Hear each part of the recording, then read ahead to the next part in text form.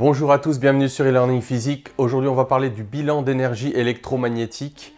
Alors, c'est un bilan très général et souvent, quand on est étudiant, voilà, on voit ce bilan, on démontre l'expression du vecteur de Poynting, on démontre l'expression de l'énergie volumique associée à la présence d'un champ électromagnétique. Mais tout cela reste un petit peu vague, déjà parce qu'il y a la difficulté technique d'utiliser les 4 équations de Maxwell. Donc déjà, on se perd un peu dans le formalisme. Et donc, ce que je vais essayer de faire dans cette vidéo, c'est vraiment te faire sentir la physique de ce bilan d'énergie électromagnétique, un bilan sous forme globale, sous forme intégrale, mais aussi un bilan sous forme locale qui lui est strictement équivalent et qui traduit exactement la même chose. Donc, j'ai rappelé ici les 4 équations de Maxwell, Maxwell-Gauss, divergence de E égale ρ sur epsilon 0, Maxwell flux, divergence de B égale 0, Maxwell Faraday rotationnel de E est égal à moins dB sur dt, et Maxwell ampère rotationnel de B égale mu 0 J plus epsilon 0, dE sur dt. Donc ces 4 équations de Maxwell sont vraies dans tous les milieux. Bien sûr, ce qui change d'un milieu à l'autre, c'est l'expression de ρ, c'est l'expression de J, les sources du champ électromagnétique. Mais voilà, on est vraiment dans le cadre le plus général qui est, et ce bilan d'énergie électromagnétique, il est très général. J'ai rappelé également une formule d'analyse vectorielle que tu n'as pas à connaître par cœur, mais qui va nous être utile. Divergence de E vectorielle B, c'est B rho de E moins E rho de B. Alors, quel est le raisonnement à la base de ce bilan d'énergie électromagnétique? On va déjà regarder ce bilan macroscopique et après, on va le transformer en un bilan local. On va partir du bilan intégral parce que c'est lui le plus facile à comprendre d'un point de vue physique. On a un volume de contrôle fixe dans l'espace, donc on isole mentalement une zone de l'espace, une surface fermée qui englobe un certain volume. Et cette surface fermée est sans cesse traversée par des courants matérialisés localement par un vecteur densité volumique de courant J.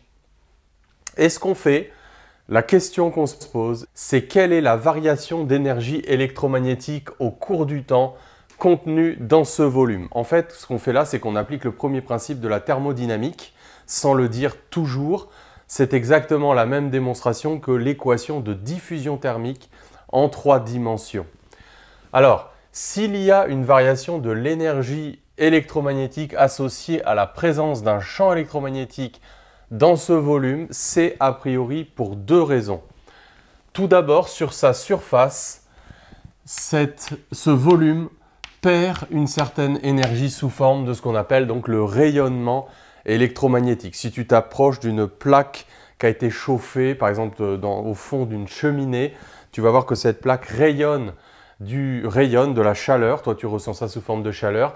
C'est ce qu'on appelle le rayonnement électromagnétique. Donc ça se passe à la surface du volume de contrôle. Et puis, à l'intérieur du volume de contrôle lui-même, il y a des charges qui sont mises en mouvement.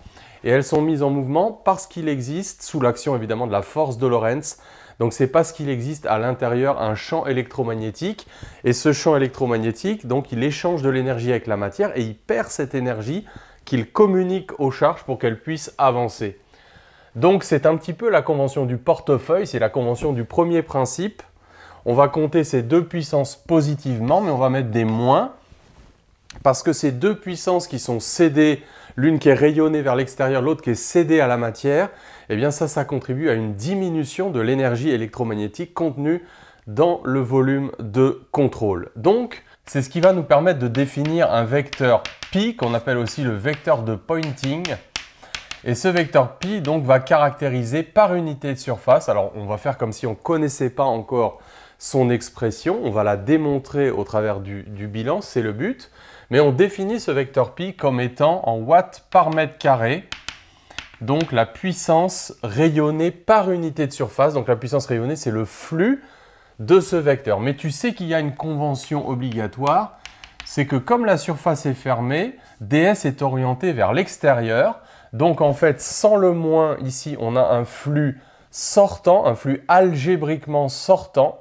Et comme on veut compter positivement ce qui est reçu par le système, donc on est obligé de mettre un moins, donc pour compter positivement ce qui rentre et négativement ce qui sort. Et puis, la puissance cédée au porteur de charge, Alors elle, c'est ce qui se passe donc en volume. Donc là, cette fois-ci, il ne faut pas découper ça en surface, mais il faut découper ça en volume d'étau.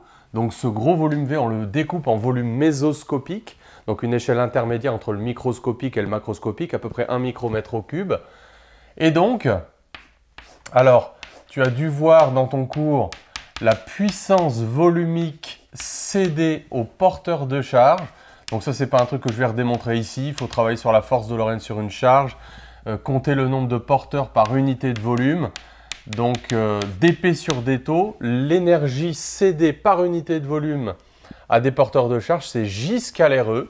Et donc, dans tout le volume, en fait, dans ce bilan, c'est pour l'instant le seul truc qu'on connaît vraiment, qu'on sait vraiment évaluer, c'est J scalaire E dτ, l'intégrale en volume de J scalaire E dτ.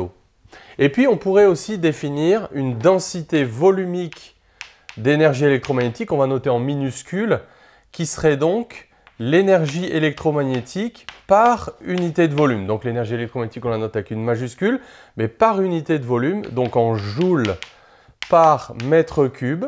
Donc ça, c'est aussi, on ne connaît pas son expression, on voudrait la démontrer. À chaque fois qu'il y a un champ électromagnétique, une onde électromagnétique dans l'espace, eh bien, associé à cette onde, il y a une certaine énergie entre les armatures d'un condensateur. Il y a une certaine énergie associée à la présence du champ électrique, c'est d'ailleurs l'énergie du condensateur. Dans un solénoïde, il y a une énergie magnétique associée à la présence du champ magnétique à l'intérieur de la bobine. Et c'est aussi 1/2 de Li carré, l'énergie de la bobine. Et de manière générale, quand il y a à la fois un champ E et un champ B, il y a une énergie associée à la présence de ce champ. Ce champ, il est susceptible de mettre en mouvement des charges, donc on voit bien qu'il transporte avec lui une certaine énergie. Et cette énergie, donc par unité de volume, on la note petit u électromagnétique, petit u EM. Et donc, on peut dire que l'énergie électromagnétique totale à la date t dans le volume de contrôle, même si on ne connaît pas l'expression de cette densité volumique d'énergie électromagnétique, c'est l'intégrale en tout point P du volume de cette densité volumique d'énergie électromagnétique. Donc on intègre formellement cette densité d'énergie. Et si on dérive ça par rapport au temps, on va pouvoir faire rentrer la dérivation sous le signe intégral, parce que la seule chose qui dépend du temps, c'est cette densité volumique. Donc on va dire que ça fait l'intégrale en volume de la dérivée partielle de la densité volumique d'énergie en tout point P du volume dτ en P. On va utiliser la formule de Green-Ostrogradsky pour mettre sur le même plan cette énergie rayonnée que les autres, donc une intégrale en volume. C'est ce que permet de faire le théorème de Green-Ostrogradsky qui nous dit que le flux sur la surface fermée, c'est l'intégrale en volume de la divergence de pi. Et en ayant fait ça, eh bien, on a mis toutes les trois intégrales sur le même plan. C'est un peu le but. Ce sont des intégrales volumiques. Et on peut tout maintenant regrouper sous une seule intégrale. Et alors l'intérêt de faire ça, on va le voir, c'est que de façon générale, ce n'est pas parce que l'intégrale d'une certaine fonction est nulle que la fonction est nulle, mais si cela est vrai, quel que soit le volume, alors effectivement, ce qui est sous le signe intégral est nul. Et ça, c'est le bilan local d'énergie électromagnétique. Donc le bilan global, c'est celui-là. Donc c'est la signification physique profonde sur laquelle j'aimerais insister avant de démontrer l'expression de pi et de la densité volumique d'énergie électromagnétique. Donc la variation au cours du temps de l'énergie électromagnétique contenue dans ce volume, c'est la puissance rayonnée comptée négativement, c'est une perte, et la puissance cédée aux charges en mouvement, elle aussi c'est une perte. Et tout cela se traduit par un bilan local, ce bilan local, donc valable en chaque point. Alors voilà comment on a souvent l'habitude d'ordonner ces différents termes pour que ça ressemble à des bilans que l'on fait dans d'autres domaines de la physique. Donc ce bilan, c'est maintenant un bilan local, c'est la version locale strictement équivalente à la version intégrée. Alors ça ressemble, on a un bilan tout à fait analogue en diffusion de particules. À la place de la densité volumique d'énergie, on aurait la densité volumique des particules diffusantes. À la place d'avoir le vecteur π, on aurait le vecteur j du courant de particules. Et là, on aurait éventuellement des termes de production ou d'absorption de particules diffusantes. Donc ça ressemble aussi à ça, le bilan local en diffusion de particules. En diffusion thermique, on a exactement la même idée en appliquant le premier principe. En mécanique des fluides, ici on aurait le vecteur J massique ρV, ici on aurait la masse volumique ρ, et voilà, sans disparition ni perte de masse, ici on aurait 0. L'équation de conservation de la charge s'écrit aussi dρ sur dt plus div de J, mais le J de l'électromagnétisme égale 0. Bref, dans plusieurs domaines de la physique, on rencontre une équation de conservation d'une certaine manière de l'énergie ou de la masse ou du nombre de particules ou de la charge qui a exactement un peu la même structure. Dans cette équation, en fait, on ne connaît pas encore l'expression du vecteur π et l'expression de la densité volumique d'énergie électromagnétique. Donc maintenant, ce qu'on va faire, c'est prenant pour acquis ce bilan local, on va déterminer, grâce aux équations de Maxwell, l'expression de π et l'expression de U, la densité volumique d'énergie. Donc la démarche est la suivante, on part du bilan d'énergie sous forme locale et grâce aux équations de Maxwell, donc on va chercher ce qu'on connaît. En particulier, on va chercher J dans l'équation de Maxwell-Ampère, donc on isole J qui vaut rotationnel de B sur mu0 moins epsilon 0 dE sur dt. On va multiplier scalairement cette équation par E. Alors on peut multiplier à droite ou à gauche, le produit scalaire est commutatif. Voilà.